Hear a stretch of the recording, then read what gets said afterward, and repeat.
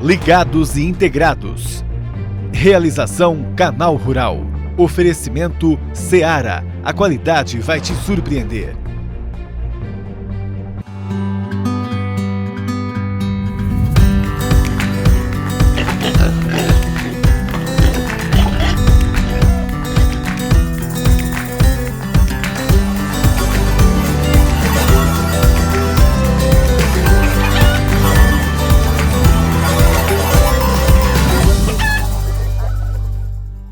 Bom dia, boa quarta-feira! E nessa quarta a gente fala sobre como tratar as galinhas matrizes para que elas produzam ovos de qualidade e, por consequência, toda a cadeia trabalhe bem.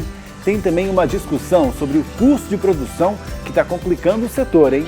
Nas notícias, um novo foco de febre suína na China e tem também a previsão do tempo. Então fique com a gente até o meio-dia.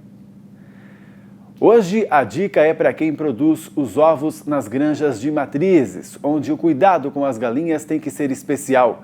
A Júlia Fabre traz as informações para a gente. Bom dia, Júlia. Bom dia, Pablo. Bom dia para todos que estão com a gente. Para que as aves reprodutoras realizem bem sua função de produzir ovos, elas precisam ser muito bem tratadas. Eu estava aqui pesquisando com produtores e trouxe alguns exemplos para vocês. Diretamente de Corumbataí, no interior de São Paulo, o supervisor de matrizes Márcio Fim e o granjeiro Valdir dos Santos destacaram alguns pontos críticos no ciclo de produção que impactam diretamente na fertilidade das galinhas. Vamos ver! Visando a gente ter uma boa curva de produção de ovos aqui na granja de matrizes, o primeiro ponto é a gente receber essas aves muito bem recreadas. As fêmeas têm que vir com uma boa reserva de gordura, com uma uniformidade alta, acima de 85% e um CV baixo. Também é importante que os machos apresentem boas características fenotípicas, já que seu DNA também vai estar presente no ovo, que precisa ser de qualidade. Para garantir uma boa curva de produção de ovos, além de receber galinhas muito bem criadas, também é importante proporcionar a ambiência ideal nos aviários. O uso da tecnologia é essencial para atender às necessidades da aves e investir em ninhos, comedouros e bebedouros. Mais que isso, é muito importante contar com mão de obra especializada e dedicada com o processo de produção.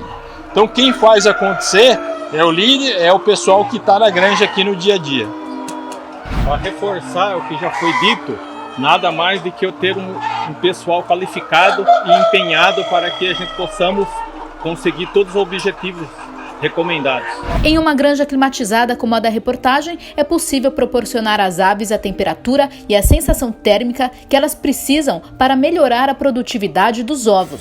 Essas granjas hoje elas contam com sondas de CO2, de amônia, de temperatura e também de umidade. E aí nós temos um controlador que vai fazer a leitura de todas essas sondas e acionar a placa evaporativa, o exaustor, sempre visando o conforto térmico da galinha. E outra informação importante, antes de receber as aves da granja de recria, o matrizeiro deve estar pronto, montado e dimensionado. Aqui a gente tem que respeitar a quantidade de aves por ninho. A gente tem que ter dimensionado a quantidade de aves por bico de nípel para que todas as aves tenham acesso à água, à pressão e à altura desejada. Importante a gente respeitar também o espaçamento das calhas de comedouro de fêmea. Hoje aqui a gente trabalha com 15 centímetros de espaçamento de calha por fêmea. E também é importante o espaçamento do comedouro dos machos. Hoje a gente trabalha com 8 machos por prato.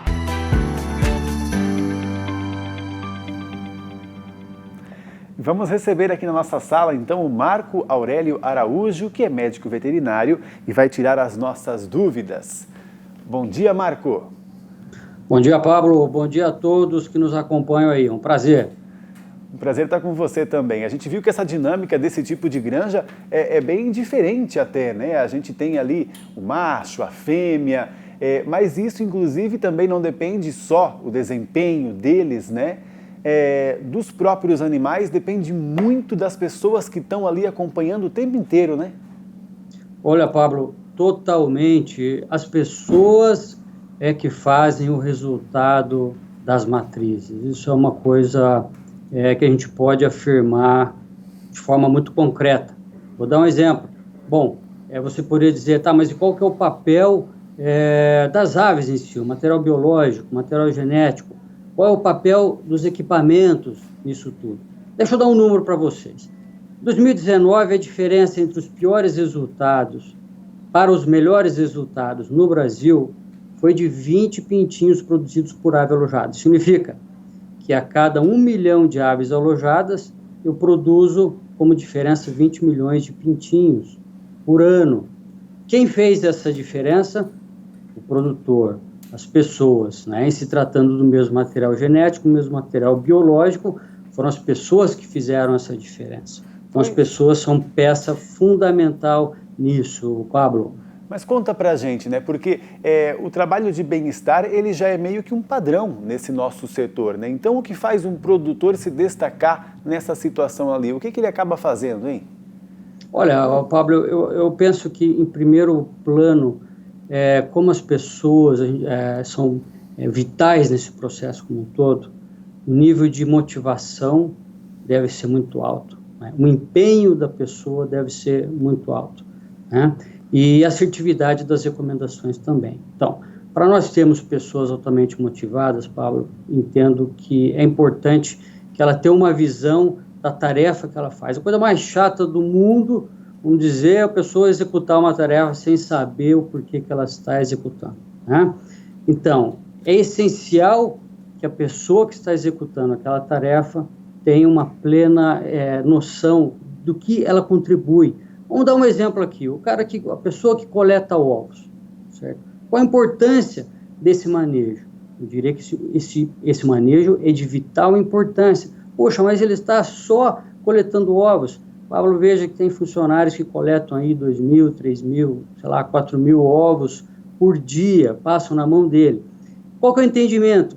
O que ele está lidando não são apenas ovos, mas são seres vivos, que depois de 21 dias de incubado se transformarão em pintinhos, depois de 40 e poucos dias em frangos, que serão processados e estarão na mesa do consumidor. Então, a contribuição dele em relação à alimentação das pessoas, e se ele trabalha no Brasil, a alimentação do mundo, vai ser muito importante ele ter essa compreensão do papel dele frente a essa realidade. Isso leva ele a um grau muito diferenciado de motivação para executar aquela tarefa em si, seja uma tarefa de coleta de ovos, seja uma tarefa de arraçoamento, ligadas a bem-estar animal, qualquer tarefa. Certo, e até para a gente contar para eles um pouco mais, né, os detalhes do que eles acabam fazendo, né, de diferente dessa granja para aquela granja lá que tem o frango de corte. Por exemplo, aquelas galinhas e aqueles galos ali, né, eles têm que produzir animais de qualidade. O que eles recebem de diferente? A alimentação, por exemplo, tem algum enriquecimento nutricional? Sim, Pablo.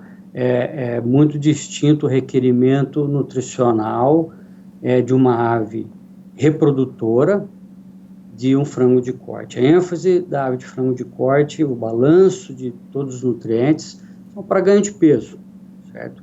Já para uma matriz reprodutora, você tem um balanço alimentar muito distinto, certo? Por quê? Eu quero tornar aquela ave, seja fêmea ou seja o macho, em reprodutores.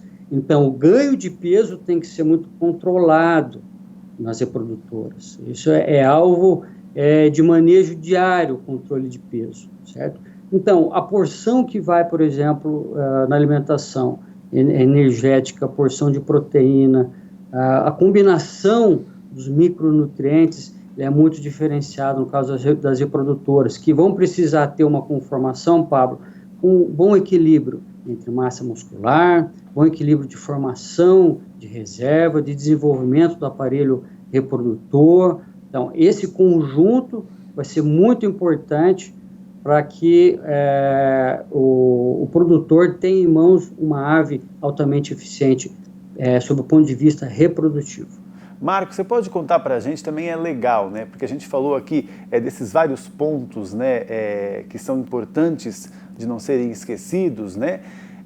Algum erro de exemplo aí muito comum que pode ajudar aí o nosso produtor para que ele não cometa? Olha só, então vamos falar de uma necessidade vital para a ave. A gente vinha falando aí sobre o controle efetivo de peso das aves. Isso se dá, Pablo, pela alimentação correta, tá?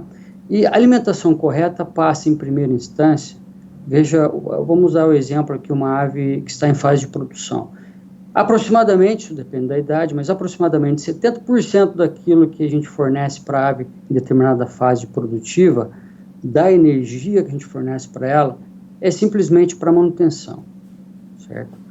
Em torno de 25% é para a ave, vai ser usado para a ave produzir ovos. E em torno de 5% daquilo que a gente fornece vai ser para a ave crescer ao longo da vida dela. Em torno de umas 15 gramas é que ela ganha de peso em fase de produção, semanalmente. Então veja que esse equilíbrio, a soma desses 3 pontos, vão redundar no GAD, quer dizer, é a grama de ave que deve ser dada diariamente para as aves, certo? Então, já o início de tudo passa por essa decisão, a decisão da gramagem ideal a ser dada para aquela semana de vida da ave. Tem que contemplar esses aspectos. Veja que, às vezes, a briga entre os técnicos para definição dessa gramagem é de 1 grama. Puxa, eu vou dar 165 gramas, outro não, eu acho que temos que tirar 1 grama, tem que ser 164. A briga, às vezes, é nesse nível, 1 grama para mais, 1 grama para menos.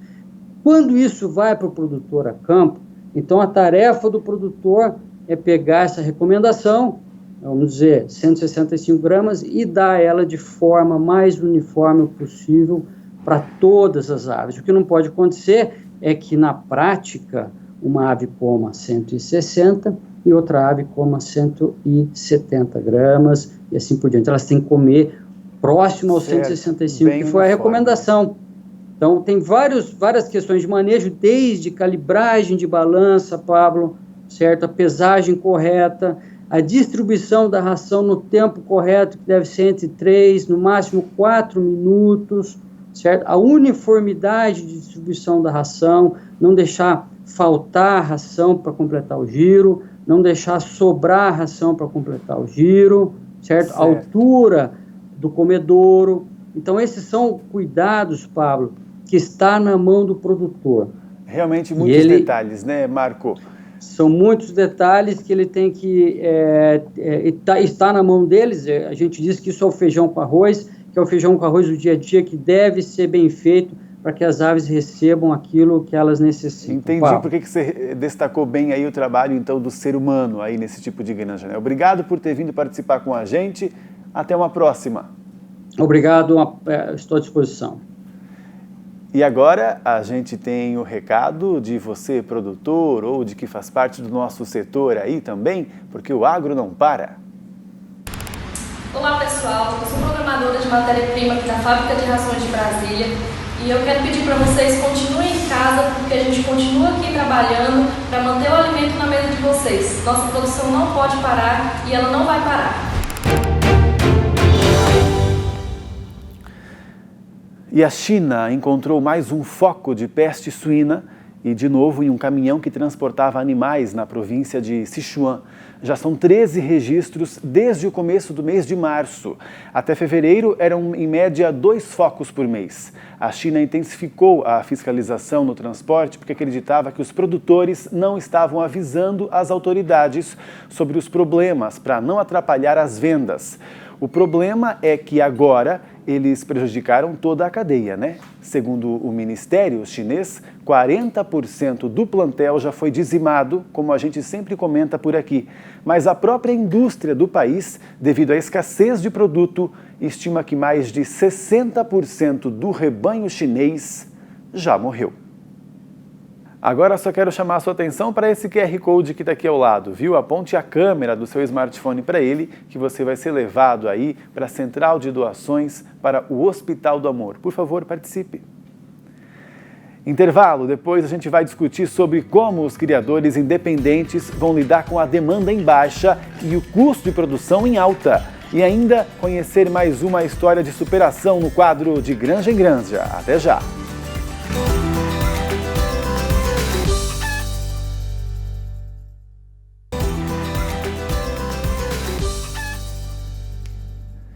Ligados e integrados de volta, porque o agro não para e tem mais recado para a gente, então vamos ver. Estou trabalhando para que o alimento continue chegando à sua casa com qualidade. Fique em casa, garanta a segurança de todos nós. Muito obrigado.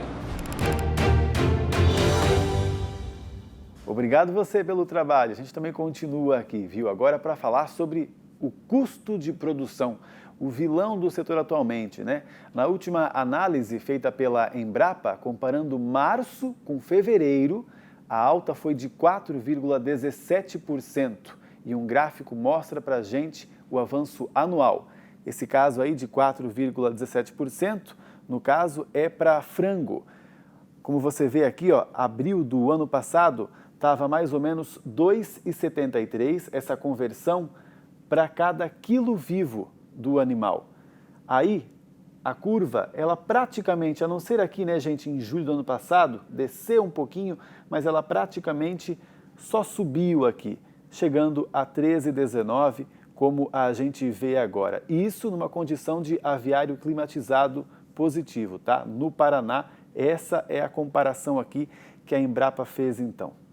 Agora vamos continuar com os suínos também, alta de 2,96% só entre fevereiro e março, viu? Quer ver dos últimos 12 meses? Veja aqui comigo então, 3,73 para 4,44, então aqui, no caso, nem teve queda, teve só um pouquinho em maio, ó, abril 3,73, aí baixou um pouquinho e aí depois só subiu o custo de produção, principalmente nos últimos 6 meses, né? Tá 4,44, você converter aí cada quilo do animal vivo num ciclo completo na base catarinense, né? E enquanto isso, olha o exemplo da Rússia, né? O país não está mais vendendo o milho, anunciou o Ministério da Agricultura. Até fim de maio pretende entregar os 4 milhões de toneladas vendidos durante as 2 primeiras semanas de abril. Inclusive, o Egito, que tinha recém-encomendado 180 milhões de toneladas, só que o negócio não deve ser fechado. É que o restante do grão produzido pela Rússia nessa safra vai ficar para o mercado interno. É uma medida para assegurar que não faltem suprimentos durante a crise. A Rússia já fez isso com o trigo em 2010, quando houve a seca. Será que por aqui os vendedores deixariam o milho para os produtores brasileiros não terem aí esse custo de produção tão alto? Agora vamos à previsão do tempo para todo o Brasil, e a Priscila Paiva não pode vir aqui por conta do isolamento, mas está no estúdio aqui ao lado, aquele estúdio nosso moderno, e a gente conversa com ela então agora. Bom dia, Priscila. Olá, Pablo, bom dia! A gente continua com aquela situação de bloqueio atmosférico, isso não vai mudar ao longo de toda a semana. É justamente por isso que tem tempo mais aberto em todo o centro-sul do país e chuvas na faixa norte. A faixa norte do Brasil merece atenção por causa da zona de convergência intertropical, que é um cinturão de nuvens carregadas que nesta época do ano provoca chuva muito forte no extremo norte do Brasil. Só para você ter uma ideia, nas últimas 24 horas, nas cidades de Alto Alegre do Pindaré, no Maranhão, choveu 133 milímetros, isso em apenas um dia. O acumulado do mês já chega a 512 milímetros, é um volume 60% acima do esperado para abril. E ainda vamos ter chuvas bem significativas nessa cidade.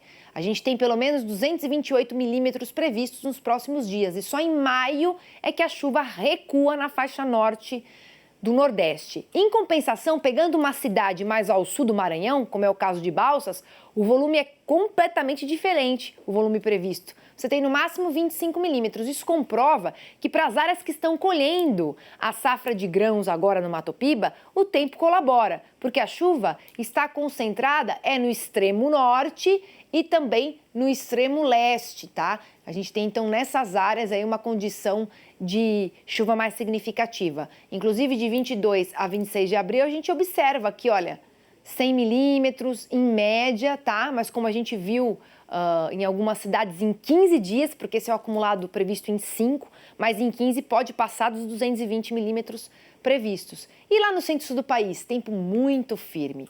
No período que vai do dia 27 de abril a 1º de maio, a gente vê as chuvas querendo retornar para o sul do país. mas elas só terão volumes mais significativos nas cidades aqui que fazem fronteira com o Uruguai, então mais para o sul do Rio Grande do Sul, porque nas outras áreas a chuva ainda será fraca. Já no período que vai de 2 a 6 de maio, a chuva começa a se espalhar pelo centro-sul, com 25 milímetros em São Paulo, Mato Grosso do Sul e em parte do sul do Brasil. E eu separei aqui a cidade que você me pediu, Uberaba, que também sofre, em parte, a influência do bloqueio atmosférico. Se chover nos próximos dias é algo muito irrelevante, volumes bem baixos. E aí você só tem o retorno dessas pancadas de chuva de forma mais significativa a partir do dia 7 de maio. Aí sim, em alguns episódios, com 40 milímetros diários. Então você perceba que em 30 dias a gente tem 142 milímetros de chuva, mas tudo muito bem concentrado a partir do dia 7 de maio até o dia 22 de maio e com distribuição irregular. E o frio em Uberaba? A menor temperatura prevista em 30 dias deve acontecer no dia 16 de maio, com mínima de 10 graus, mas sem risco de geada. Os mineiros vão passar frio ali, 10 graus, hein, pelo que a gente vê. E agora eu quero sentar aqui para assistir junto com você, porque quarta-feira é dia de conhecer as histórias das granjas. Essas empresas que estão se estruturando cada vez mais, e não é para menos, né? É um mercado que só cresce, porque se de grão em grão a galinha enche o papo, de granja em granja o Brasil fica mais forte. Olha só.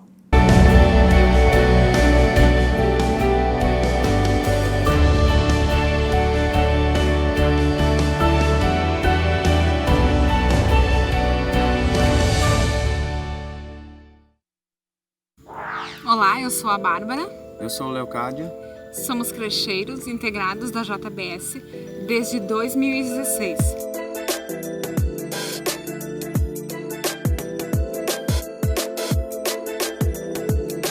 Atuamos no município de Westfália, Rio Grande do Sul.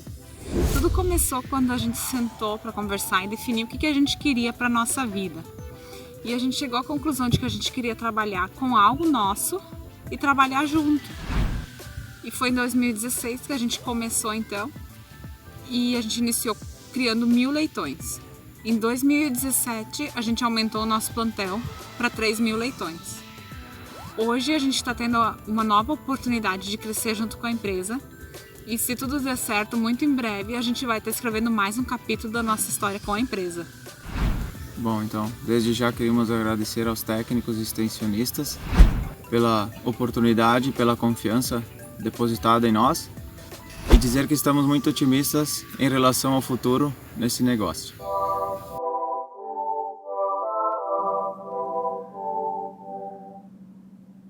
Sucesso, Bárbara e Leocádio, para vocês. Espero um dia poder conhecer aí a granja de vocês, hein? Só convidar a gente.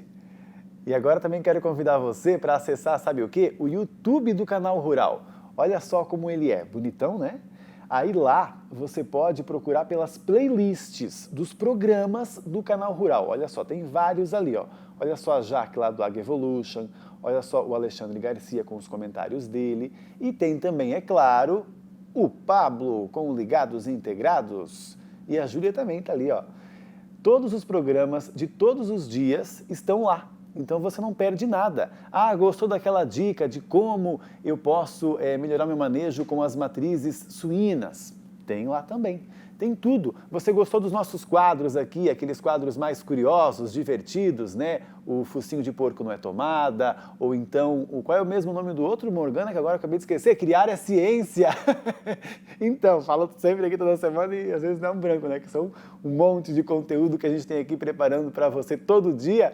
Estão todos lá no YouTube para você assistir. E você também pode ver os nossos quadros, o Focinho de Porco não é tomada e o Criar é Ciência, também o de Granja em Granja, que começou agora, né? No nosso Instagram. Vamos ver se a gente consegue abrir um Instagram aí, porque aí você lá, por favor, siga a gente, né? Porque aí você vai saber sempre o que está rolando por lá.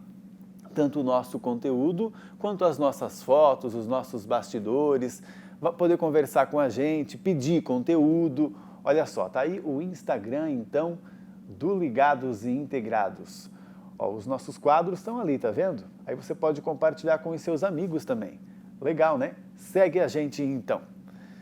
E por hoje é só, mas antes de ir embora, eu só quero lembrar você de acessar o QR Code que está aqui no canto, ó. Quando você coloca a câmera do seu telefone, né, de frente para a TV aqui com esse QR Code, o seu telefone vai levar você direto para o aplicativo do PicPay. E lá você vai poder ajudar o Hospital de Amor, que era o antigo Hospital de Câncer de Barretos, né? Eles estão precisando e contam com você, viu? Por hoje então é só, até amanhã, 11h30 da manhã. Tchau, tchau, uma boa tarde para você.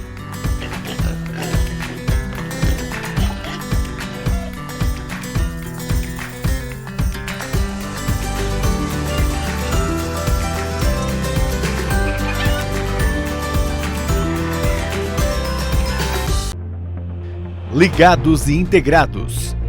Realização Canal Rural. Oferecimento Seara. A qualidade vai te surpreender.